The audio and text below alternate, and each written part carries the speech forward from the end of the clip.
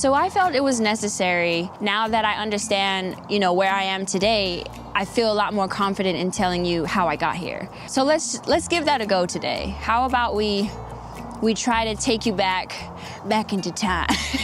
I can't even do that.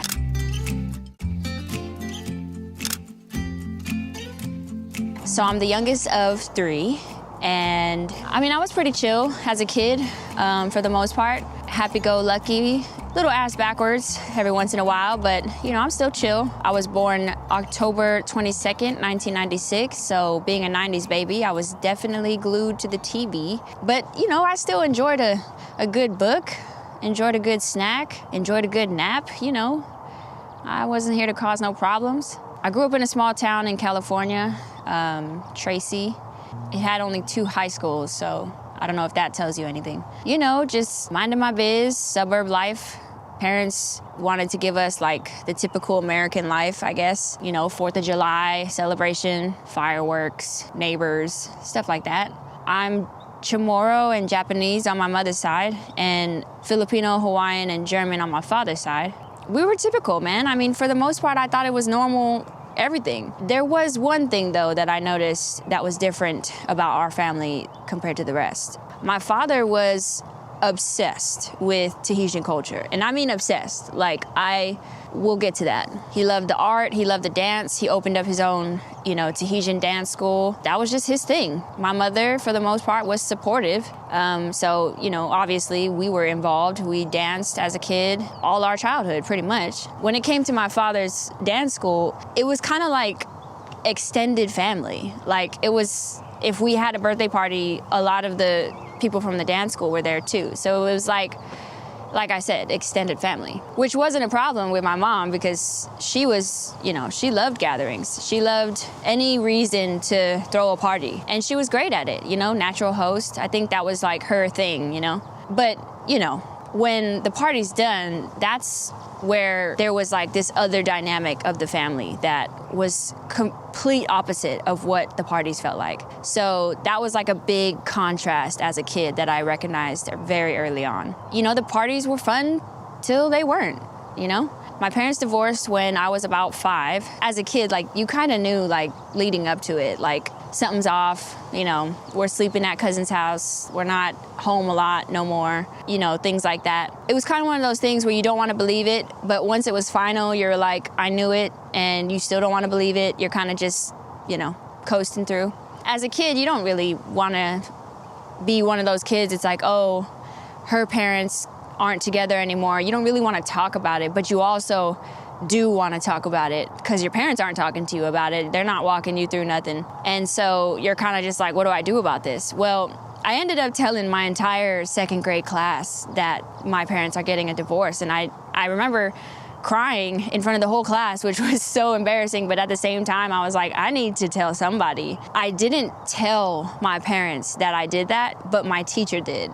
And so I thought that was going to be the part where okay, we get to talk about this and maybe it could be saved or I don't know. But there was no conversation after that. So I was okay. And so you just move on with life. But apparently that was the first time I disassociated with myself, apparently, according to my psychiatrist. That's how it happens. So, long story short, my mother, for her own reasons that took me a long time to understand, she ends up moving to Hawaii, no warning, no nothing. And me and my siblings are with my dad, all right, this is the new thing. And my father decides to get into a new relationship right away. And so I'm all right, trying to embrace this new normal. But the thing about this new person was they were from Tahiti. I told you he was obsessed, y'all. I tried to tell you. So now that this new person is involved, we're trying to learn the dynamics of being without our mother, but also with this new person in the house who doesn't really speak English, is trying, I guess, to, fit the role. But I think my father had his own little thing going on where he couldn't manage 2 worlds. He didn't know how to join them. So we felt that, me and my siblings definitely felt like this other family, and then we were his other kids. It didn't matter that we lived in the same home. It was that's just what it felt like. So with that kind of dynamic, according to, my therapist and my psychiatrist and all that, that definitely puts a divide in your brain, in your psyche as a child. So, growing up from 5 and up with that kind of like split whatever apparently does a number on you. We're still seeing our cousins. We're still, traveling back and forth from cousins' houses and stuff like that. And because of the cousins, we were able to like distract ourselves from like the reality that exists. But we definitely always knew like, oh yeah, every time we go home, that's right, like broken home. I feel like a lot of our family had that in their own way. So we were kind of like all coping together. Apparently that's a thing. Anyway, fast forward, a year goes by, and then all of a sudden we're being told we're moving to Hawaii with my mother.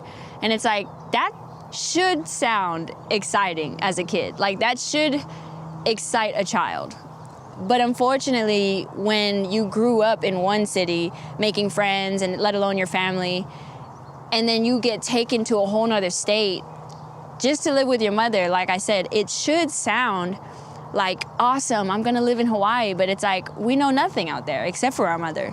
Like there's nothing. So you're basically gonna uproot us. All of these new changes were like they were so abrupt, and I just feel like when those types of things happen, yeah, you go with it as a kid, but those are the types of things that like shift your brain. You're unstable. Like you have an instability that just formed of like, I'm not safe. Like I do not feel safe. We finally go through the school year and we're feeling good. We finally make friends. We finally feel comfortable in our school, just to find out we have to move back. And not only that, the person that my father was with, they already got married. So there is now more shifts happening that we didn't know were even in store for us. Can we get a foundation? Can we get some solid ground consistency, please? Like, is there anybody who is willing to just let us grow? Like, is that possible? Me and my siblings, we missed Hawaii for a long time. After moving back, I didn't realize till like last year how much that wrecked me. Like, because the friends that we made it finally feel like home. And it was like, so now we gotta leave again? Like, oh, that sucks. One of the things that I dug up was apparently that was kind of when the first core belief got formed for me, where it was like, why make friends? Like, I just have to leave them after that. Like, there's no reason for me to make friends anymore. Like, it's too hard. Like, I don't want to feel this no more. And that happened at that time without me knowing it. So leading into moving back to California with my father, it's like, not only are you uprooting us again, but it's like, now you got married, and like, now this is for real, and like, there's no backing out now, and like, we just have to deal with it. Like, this person that you're with is like very disconnected. Like, we're not, like, we know this person, but we like, I'll just speak for myself. There was no bond. There was no emotional availability like that. Like, it was strange. I didn't want to say it as a child because nobody wants to, like, that's one of the things that I felt like made me go inward, was because as a kid, you don't want to be the enemy. You don't want to be the oddball out at all. You want to just fit in. You want to belong. Like, damn, like, I just want to belong, y'all. Like, is this my family or no? And you're being told that. It's like, we love you. Like, it's not what you're showing me. So now you're making me believe something else that my brain intuitively feels. But okay, that dynamic I learned later is called cognitive dissonance, where you have to go against what your intuition is telling you in order to fit the reality that someone is trying to feed you, in order to fit that truth, so that you don't feel the pain of it being a lie. And it's like, all right, whatever my brain is doing, like, woof, that one spins me. So now we're back in California. Another year goes by. As a kid, I'm just voicing how I feel when I'm around my cousins. And around my cousins, I guess I voiced, I want to live with my mom. And that was valid. That's a valid feeling. Before I knew it, after that school year ended, I was on the plane back to Hawaii with her. And I was like, wait a second, just me, not my siblings? Like, wait, I don't think anybody talked to me about what this would mean. I think my mother meant well, but I also think that she was also going through something where she didn't want to be alone. That's just my understanding of it. So now I'm out there by myself, really stripped from everything that I know. She no longer lives where she used to live, so I'm really in a new spot again by myself. So I'm like, wait, I'm 9 at the time, a tantrum throwing kid who's just trying to get their needs met. Later in life, I understood that she had a lot that she went through as a child that she didn't heal from. But I don't know that. Like, I don't know that at all. So all I'm dealing with is somebody who's an adult, but she's also emotionally dysregulated. So it's like, that wasn't a good mix. That year was a very pivotal one for my psyche because her definition of love was so warped by her upbringing from what she went through that she wasn't able to show me what love was. She didn't have the tools. And, she's just trying to cope too. So I was really spun by some of the things that she was doing and behaving like and taking out on me. And she never got physical with me, but she definitely got emotionally and verbally abusive. And that's just part of her childhood. She never healed. That took me a long time to understand. As then and there, I didn't understand that at all. Then and there, I'm like, I don't understand why you're treating me this way. Like, I don't understand that at all. Everything turned into war, like mental warfare. So after a year goes by of that, I decided to write a letter to my father and was like, hey, I want to move back. I didn't tell her. She just ended up finding out from my father. And that's the kind of thing that I recognized was happening as well, was I don't know how to say these things because I don't feel safe to say them. So I'm trying to maneuver in ways that are like secretive because I just don't want to get my fucking world crushed anymore. When I moved back, I stopped moving around, but now I'm living with my father again with the same person that he's with, who is continuously emotionally avoidant, like negligent, and so is my father. They went through their stuff growing up too, and everybody has those things where if you didn't heal from what you went through, you're inevitably going to pass that down.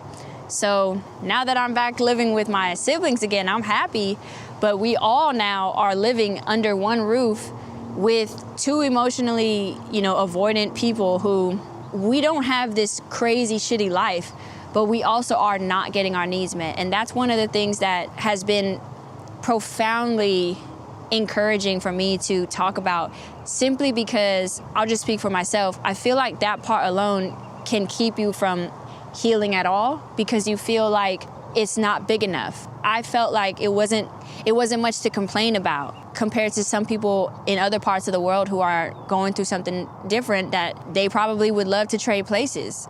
So you count your blessings, but you also, what I feel like can happen is you suppress your experience because you feel like it's not worthy to be dealt with. You feel like it's not anything to cry about. It's like, hey, just because your experience looks massively different from somebody else's doesn't mean it's worth less or, worth more. It's just what you went through. Because if you don't deal with your experience, you can't help nobody else in theirs. Like, by you learning from yours and you learn what you went through and you learn from it and you grow from it, you can then help somebody else. It's never gonna be one better than the other, one worse than the other. Yeah, there's some crazy dark stuff happening out there, man, but what you went through is what you went through, so you do deserve to deal with it. Just to wrap up this story, living with my father the duration of like school years, going through all kinds of changes, going through all kinds of silent battles, if you will. Even for me right now, like even sharing that part feels a little silly, but it's also part of it, so it is what it is. When you grow up believing like this person is incapable of meeting my needs, is incapable of loving me, you start to feel really worthless. You start to feel like I am unlovable. You start to believe those core beliefs like, I guess I'm not worth, spending time with. Like, I'm not worth that, I guess. And you don't say those things out loud, you just internalize them. There's more I want to talk about in that area of the story, but the part that really did a number on me that took me a really long time to come to grips with and heal from was my father moved on in such a way that he didn't check in with us kids, how we felt about the shift. So when that happens, you kind of are like, he's not going to hear me anyway, so you just roll with it. And you just deal with it. So when I say deal with it, you put on a mask. So you learn to satisfy another person's needs so that you don't have to deal with the rejection again. And when you learn that at a young age, the longer you wear the mask, the less you recognize yourself. And the less you recognize yourself, and for a long period of time, you start to really detach from your true self. And that can be very dangerous.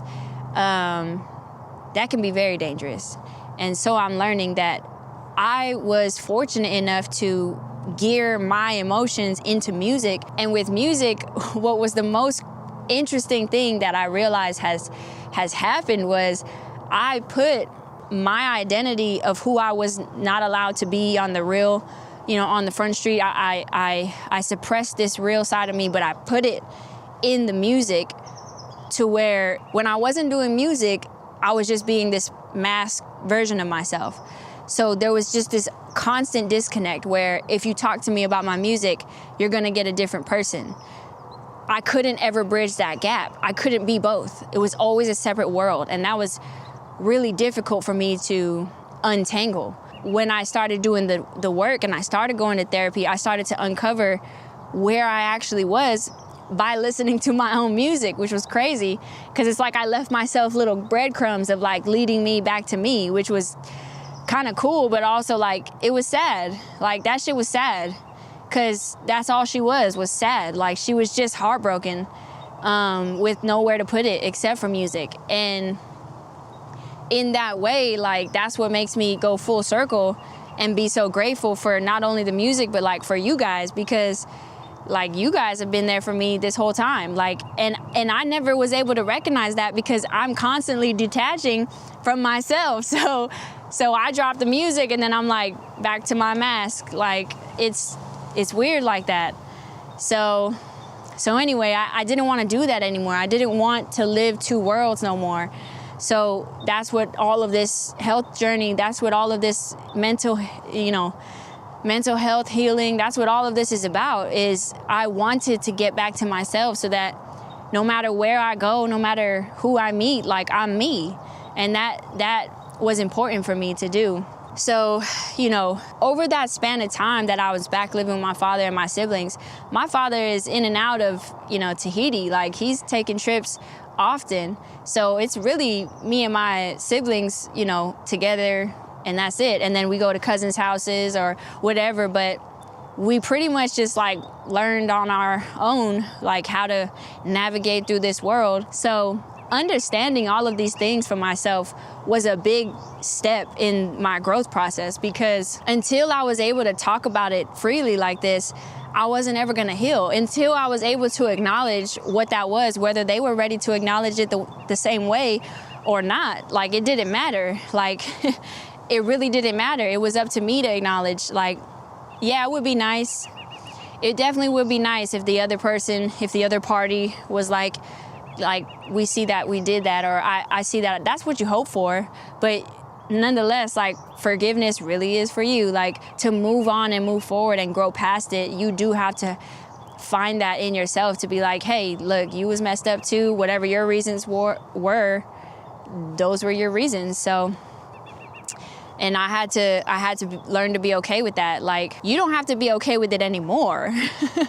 Like, you could definitely grow and set boundaries, which is exactly what I feel like I had to do. The way that chapter wrapped itself was my father ended up moving completely to Tahiti my senior year of high school.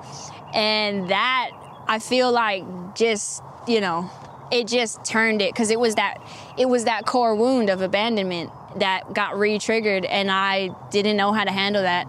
And I think I escaped like nobody's business. In hindsight, of course. In hindsight, I escaped like nobody's business. And I put a lot of my emotions and my damaged parts of me into the music, but I'm not dealing with it in real life. I'm just wearing my mask. And so when that happened, I'm getting into toxic relationships. I'm toxic as well. I'm not seeing the signs. I'm not reading red flags. I'm throwing caution to the wind. You know, I got into smoking. I got into a lot more drinking. And that happened over a span of like 4, 5, 6 years. And, you know, some of the relationships that I got into because I'm not reading the signs got worse than they needed to because, you know, I don't realize how I'm behaving. I don't realize how I'm making somebody else feel. That person has no regard to how I feel because I'm used to that. And that's why it was so important for me to be like, I need to step away and find myself again, because if I don't, this is gonna head straight for a brick wall. And a few times I felt like it did. You know, a few times that was the only way I was able to like wake myself up and like, hey, you either look at this and start dealing with it or keep running that same way and keep falling down that same way. So that's what brought me here. That's what brought me to taking my mental health so serious, because nobody was gonna do it for me. Nobody was going to heal these parts of me for me, except for me. So yeah, like that's why if you listen to the music, a lot of the music has trying to find myself, trying to find my way home, you know what I'm saying? You might as well, you know, things like that. There are still the parts of me where, yeah, I yearn to be with somebody. I yearn for intimacy. I yearn for, you know, finding my special somebody. But first I gotta find me, because otherwise I'm gonna end up with that special somebody and give them my mask, and I don't wanna do that. So here we are. I hope that I thoroughly told that story. One of the biggest reasons why I'm doing all of this, why I'm sharing with you guys these pieces of me, is because I want you guys to not only feel comfortable to do the same, but I also feel like that's what it's all about, is sharing each other's experiences, sharing with each other's stories, and just growing together. Like, why not? Why not? What else? I don't know what else I'm doing here with you guys unless I'm doing that. Like, I really don't know, or should I say, I don't want any part of just popping on the camera just so that y'all can see me. Like, nah, I want to connect, y'all. I used to not be able to do that. That's my journey now, and that's why I'm doing this. I want to connect with you guys. So with that being said, see you on the Twitch live stream. No tribe member left behind. Let's talk about our experiences so we can grow from them. Let's do that. Let's fucking do that. All right, y'all, I'm walking down.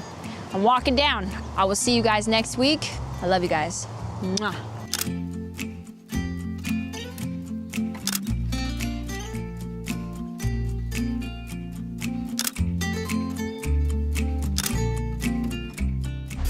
I hold on tight to the things that I once thought eased my mind. Now what do I do if they don't do that no more? Call it what you need to, so I'm calling it just how I see it. If somebody loves you, they don't say it to make you believe it. You should know by now if they just talk around.